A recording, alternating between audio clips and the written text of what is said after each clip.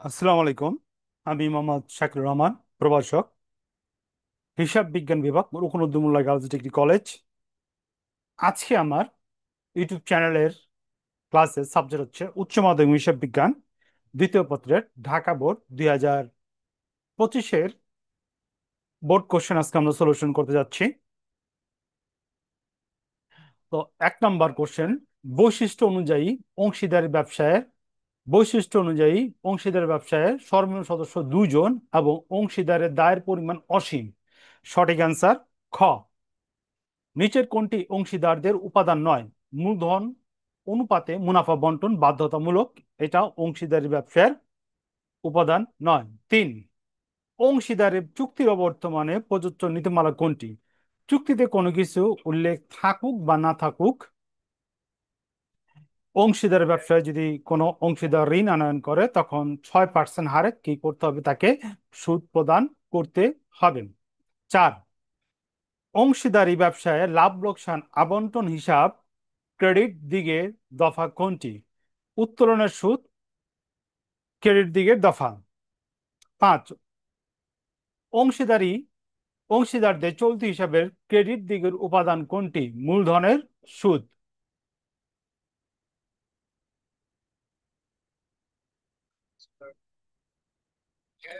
যৌথ কোনটি যৌথ মূলধনী কোম্পানির বৈশিষ্ট্য নয়? কোম্পানির মূলধনের সীমা থাকে না। 7, কোন ধরনের শেয়ার ইস্যুত কোম্পানি ব্যাংকের বৃদ্ধি পায়? Bonus share. স্টক হলো মূলধনের ক্ষুদ্র অংশ বিশেষ, মূলধনের ক্ষুদ্র কিন্তু অসমান অংশ বিশেষ। অ্যান্সার খ, 1 এবং 3। অবচয়ের হার শেয়ার অবহিত মূল্য সর্বোচ্চ কত পার্সেন্ট? 10%।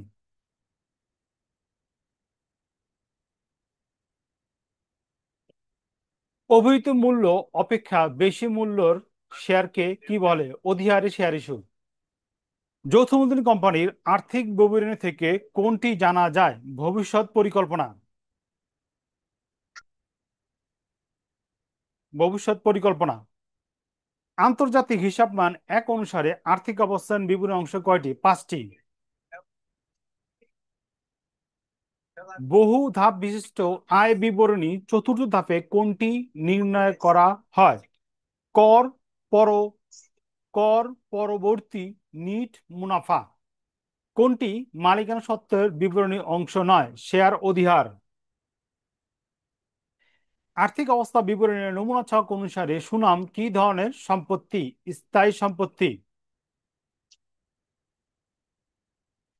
কোনটি মুনাফা অর্জন ক্ষমতা যাচাই করে? কার্যকরী মূলধন। কোনটি স্বচ্ছতা ক্ষমতা যাচাই করে? দায় মালিকানা অনুপাত।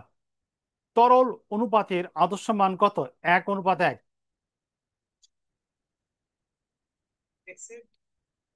উদ্দীপকটি পড়ো এবং 12, 19 এবং 20 নম্বর প্রশ্নের উত্তর দাও। নগদ নগদ 90,000 টাকা, মজুদ পণ্য 20,000 টাকা, প্রাপ্য হিসাব 40,000 টাকা, প্রদেয় হিসাব 25,000 টাকা, ব্যাংক জমাতিরিক্ত 20,000 টাকা। চলতি সম্পদের পরিমাণ কত? চলতি সম্পদের চলতি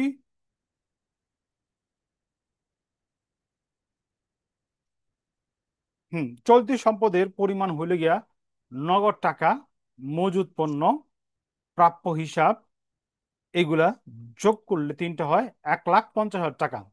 কার্যকরী মূলধন পরিমাণ কত? চলতি অনুপাত মাইনাস চলতি দায় সমান সমান কার্যকরী মূলধন অনুপাত। তো আমার চলতি সম্পদ বেড়েছে কত? 1,50,000 টাকা। বিয়োগ, এখান থেকে আমরা বিয়োগ দেবো আমার চলতি দায় হলো গিয়ে প্রত্যেক হিসাব 25,000 টাকা এবং 50,000 টাকা, দূরে যোগ করলে আমার এখানে হইতেছে 75,000 টাকা। তো 1,50,000 থেকে 75,000 টাকা বিয়োগ দিলে আমার অ্যান্সার হইতেছে 75,000 টাকা।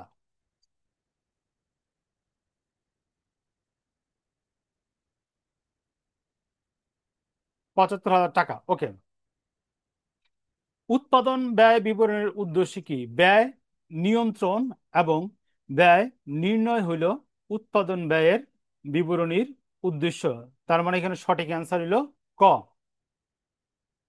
আচ্ছা, তারপর ব্যয়ের উপাদানের উপর ভিত্তি করে ব্যয়কে কয় ভাগে ভাগ করা যায়? 3 ভাগে। পরোক্ষ কাঁচামাল কি ধরনের উপরিব্যয়? কারখানা উপরিব্যয়। 24 এবং 25 নম্বর প্রশ্নের উত্তর দাও। একটি দ্রব্য উৎপাদনের কাঁচামাল ব্যয় 12,000 টাকা এবং শ্রম ব্যয় 8,000 টাকা। কাঁচামাল উপরিব্যয়ের মুখ্য ব্যয়ের 30%, প্রশাসনিক উপরিব্যয় কারখানা উপরিব্যয়ের 20% হলে কারখানা উপরিব্যয়ের পরিমাণ কত?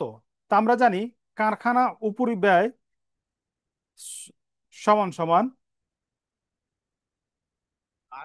মুখ্য ব্যয় যোগ কারখানা ব্যয়। হুম। তো এইখানে আমার মুখ্য ব্যয় হইতাছে, উম, আচ্ছা, এখানে কারখানা উপরে ব্যয় পরিমাণ করতে, এখানে বলতে হবে কারখানা উপরে ব্যয় মুখ্য ব্যয় 30%। তার মানে কি আমার প্রথমে কি করতে হইব? মুখ্য ব্যয় বের করতে হইব। আমরা জানি মুখ্য ব্যয় সমান সমান প্রত্যক্ষ কাঁচামাল প্রত্যক্ষ শ্রম যোগ প্রত্যক্ষ অন্যান্য খরচ সমান সমান মুখ্য ব্যয়। তো এইখানে আমার দুইটা আইটেম আছে, একটা হইলে গিয়া কাঁচামাল, আরেকটা আইটেম হইলে গিয়া এখানে আমার শ্রম। এই দুইটা যোগফল হলো 20,000 টাকা। তো 20,000 টাকার 30% আসে আমার কত? 6,000 টাকা। ওকে। প্রশাসনিক উপরে ব্যয়ের পরিমাণ কত? এখানে বলতেছে প্রশাসনিক উপরে ব্যয় কারখানা ব্যয়ের 20%, অর্থাৎ 20%। অর্থাৎ প্রশাসনিক উপরে ব্যয় সমান সমান আহ, মুখ্য ব্যয় যোগ কারখানা উপরি ব্যয়। তো মুখ্য ব্যয় হলো আমার 20,000 টাকা এবং কারখানার উপরে ব্যয় হলো 6,000 টাকা। টোটাল আমার এখানে আছে 26,000 টাকা। 26,000 টাকার উপরে 20% আমার আসে কত? 5,200 টাকা। জীবনযাত্রার মান বৃদ্ধির ফলে যে সুবিধা হয় তাকে কি বলে? মহার্ঘ ভাতা। কোনটি অনার্থিক সুবিধা? প্রশিক্ষণ ব্যবস্থা অনার্থিক সুবিধা। চলিত চলতি বছরে সমাপনী মজুদ পরবর্তী বছরে কি হিসেবে গণ্য হয়? প্রারম্ভিক মজুদ। উদ্দীপকটি পড়ো। 29 এবং 30 নম্বর প্রশ্নের উত্তর দাও। জেমিন ট্রেডার্স এর তথ্যাবলী নিম্নরূপ: 2024 জানুয়ারি 1 প্রারম্ভিক উদ্ধৃত 400 একক, প্রতি একক মূল্য 25 টাকা দরে। 2 জানুয়ারি 10 পণ্য ক্রয় 300 একক, প্রতি একক 30 টাকা দরে। জানুয়ারি 15 পণ্য ইস্যু 50 একক। জানুয়ারি 25 পণ্য একক, পণ্য ক্রয় 20 একক, প্রতি একক 32 টাকা দরে। ওকে। এখানে বলতেছে ফিফো পদ্ধতিতে 15 তারিখে ইস্যুকৃত আহ ইস্যুকৃত পণ্যের মূল্য কত? ইস্যুকৃত পণ্যের মূল্য হইল 13,000 টাকা। ওয়ার্কিংস আমি দেখাইতেছি। ভারযুক্ত গড় পদ্ধতিতে 25 তারিখের পণ্যের মূল্য কত? 11,829 টাকা। তো আমরা একটু বোর্ডে চলে যাই।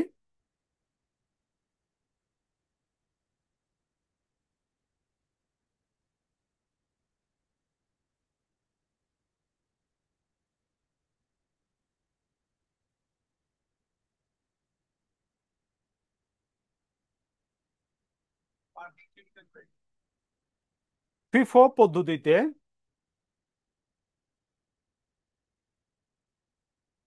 ফিফো পদ্ধতিতে পণ্যের মূল্য সমান সমান 400 টাকা গুণ, আমরা ইস্যু বিক্রি করছিলাম 500 ইউনিট। 25 যোগ 100 গুণ 30 সমান সমান আমার এখানে হইতেছে 13,000 টাকা। এটা হলো আমার 29 নম্বরের উত্তর। এবং 30 তারিখ বলছে ওয়েটেড অ্যাভারেজে মূল্য কত? অর্থাৎ ভার্জিত গড় পদ্ধতিতে।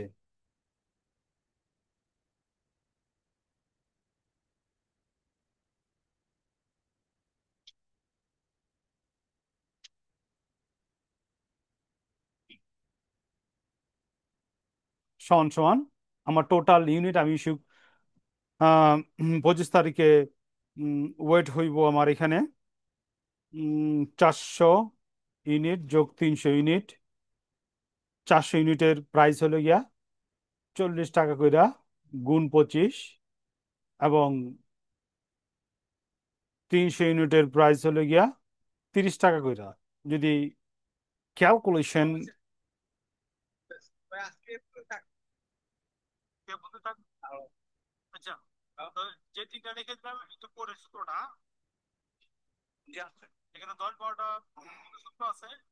কোশ্চেন আমরা আচ্ছা, এত টাকা যোগ